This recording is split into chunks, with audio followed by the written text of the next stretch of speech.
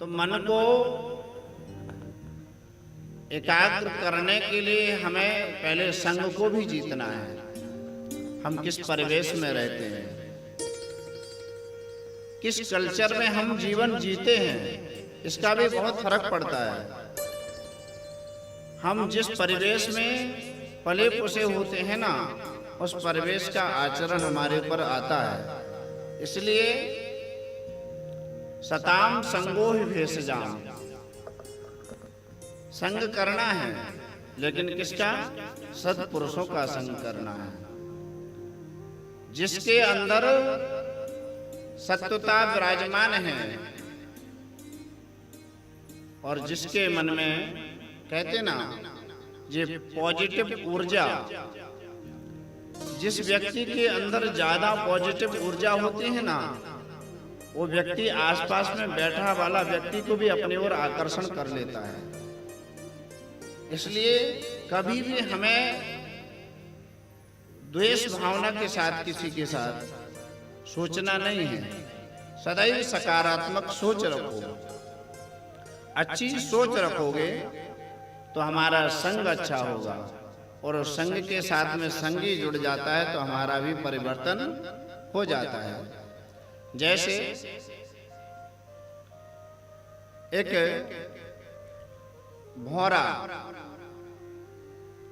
भौरा गुंजायमान करते हुए कहाँ बैठता है? पुष्पों पर।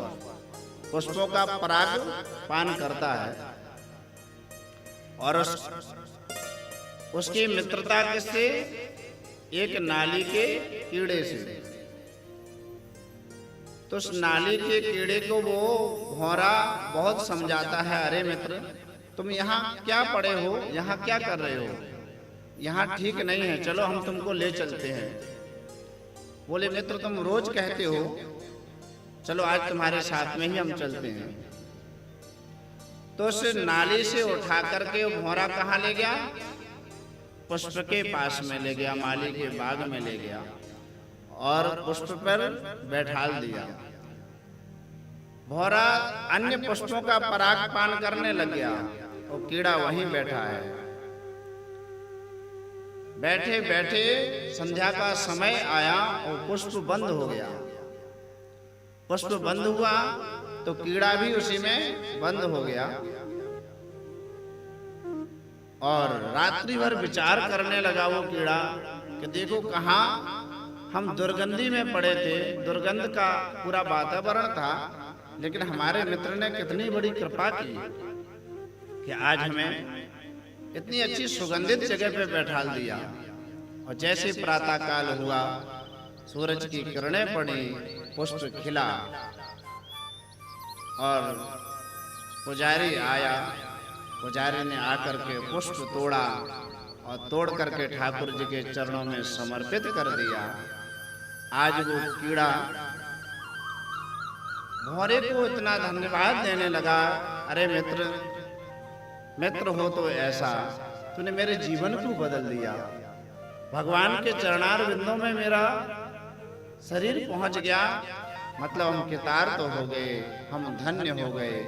और हम बस यही चाहते हैं कि बस हमारा मोक्ष हो जाए, कि अब हमें इस योनि में ना आना पड़े, कोई दूसरी योनि मिल जाए। तो जैसे पुष्प भगवान को समर्पित किया और पुष्प सूख गए, सूखने के बाद निर्मल हम लोग कहाँ डालते हैं? यमुना जी में, गंगा जी में विसर्जित कर देते हैं। तो वैसे ही पुजारी ने निर्माल उतार करके गंगा जी में विसर्जित किया और वो कीड़ा गया और मोक्ष को प्राप्त होकर के देव तुल्य हो गया और देव तुल्य होकर के भगवान के धाम को चला गया।